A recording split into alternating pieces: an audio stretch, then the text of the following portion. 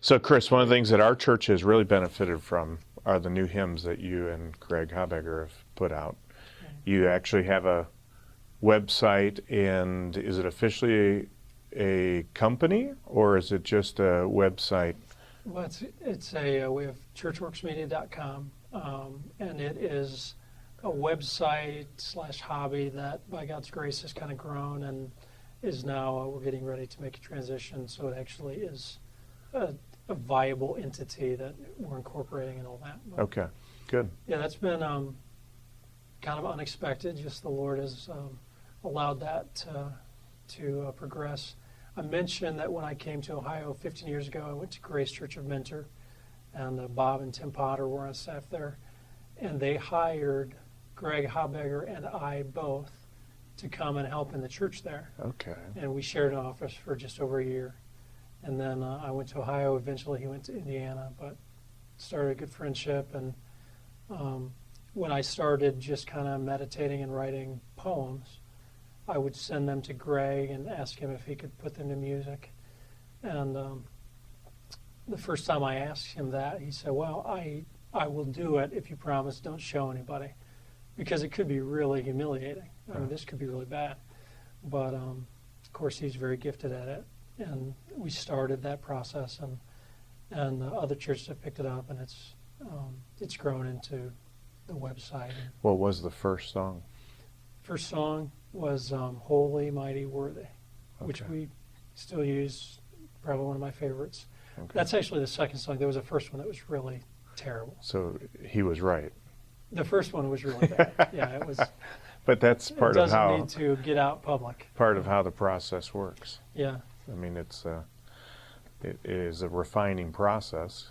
Yeah. It seems to me that once you really started to move forward, then it started to accelerate on its own a little. Yeah, and probably time will sort out the ones that are better from Right. the ones that are inferior. But it's been a great thing for me. I'm a word guy, but I had never written poetry or anything like that until in my 30s. But it just became kind of a source of meditation. Actually, My Jesus Fair was the next one, I think. And I was taking a class here at Detroit and sitting in the library and kind of just meditating on Christ's work for us. And that text ended up coming out, and then Greg did a great job writing that. And Yeah. the next one was His Rose for Mine, and it just, the Lord enabled us to work together and come up with texts that were doctrinal, and then he gets tunes that they kind of support the text, and they're beautiful, memorable. And nobody's been more surprised by this part of our ministries than we have. Mhm. But it's been a great thing, and if it weren't useful for others, it's just great for us. Right. It's great to meditate and think that way. Yeah. I'll tell you, I think I told you this one time in an email. We sing My Jesus Fair a decent amount, but often in the context of the Lord's Supper.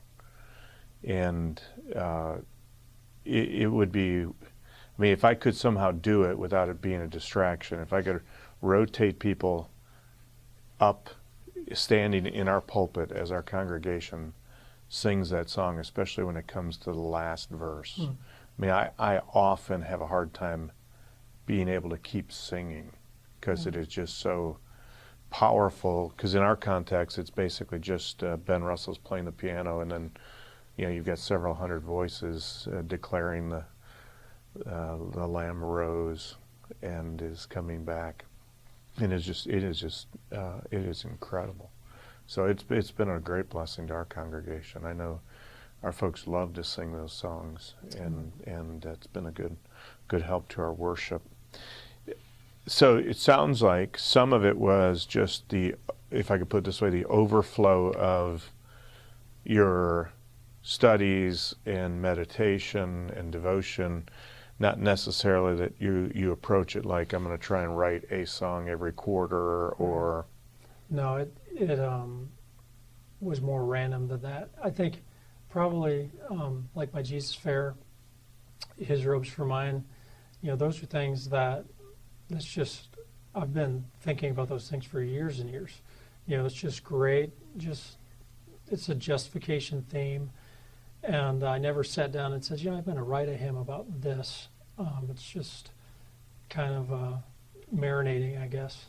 And then would get on paper, and the best things probably are things you get on paper and then leave it alone and then come back and self-critique and just don't. I get a lot of notes from people that are writing and kind of want tips, and I just encourage them, just don't settle. You can come up with something that rhymes pretty quickly, but just take your time, keep working on it, try to express. You definitely want to try to express Bible truth in a way that when people sing the text, my hope is that they think, oh, that phrase came from this passage, and hopefully it's very obvious biblically, theologically. And then just keep working on it. There have been a few times that I sat down to write a text for the sake of His name. Right. We wrote for the purpose of an SGI conference, and the Lord blessed that, and it went well. But I think it's probably something, when you have to study for a sermon, you're going to sit down and you can work it out, and if you work hard, then hopefully you'll be ready. Right. And poetry is probably a little bit different because there just has to be there's art involved, and you can't just will it to happen. Right. Correct. Now, you have a new recording coming out of the hymns you've written, and then some, or mainly just the hymns? They're all hymns that I've written. There's 12 of them, and they're the ones we mentioned that are kind of have become a little bit more well known. There's a couple that Greg did 10 of the tunes, and then Molly Imes did one of the tunes, and then Paul S. Jones did one of the tunes. And we've wanted to do a CD. Some of them have been recorded by other people, which has been, it's a blessing. We're appreciative of that, but we thought it would be nice for us to come out with our own recording that kind of has our ideal sound. And we want it to be not as choral, kind of a grassroots congregational type sound. And we weren't sure how that was going to happen, and then the Lord allowed us to connect with a guy named Paul Thompson. He is the staff arranger at Stonebriar Community Church. It's Chuck Swindoll's church, and they have a music pastor, and then they have a staff arranger. His whole job is to arrange hymns for congregational singing, and not a lot of churches can afford that position. But they got introduced to some of the hymns and started using them, and he's an amazingly gifted guy, and it was perfect because they have the tools to do just an amazing job. They have a beautiful orchestra, very gifted people, but they're singing the hymns as congregational hymns. So he's doing these beautiful arrangements, but they're all just the basic 4-part harmonies, nothing special. But he makes them sound just really beautiful. So they did a couple of them and sent the recordings and just kind of let us know that they'd been a blessing to them. Maybe comparable in a way that you said the Lord has used them here. Just, thank you, and just wanted you to know. As we heard a couple of them, then I started thinking, Paul, would you be interested in doing this several more times? And what if you came up with 12 congregational arrangements of 12 of the hymns, and then we could do a recording? And the Lord just worked it out. All of the details fell in place. So at the end of September, in the middle of all these other transitions, at the end of September, we flew down to Dallas, and on a Saturday morning, they did a live recording with a full orchestra and then a 100-voice choir. And really has turned out very nicely. So we're excited about that. Hopefully come out in the next couple months. Okay. So you don't really have a timeline yet, for sure?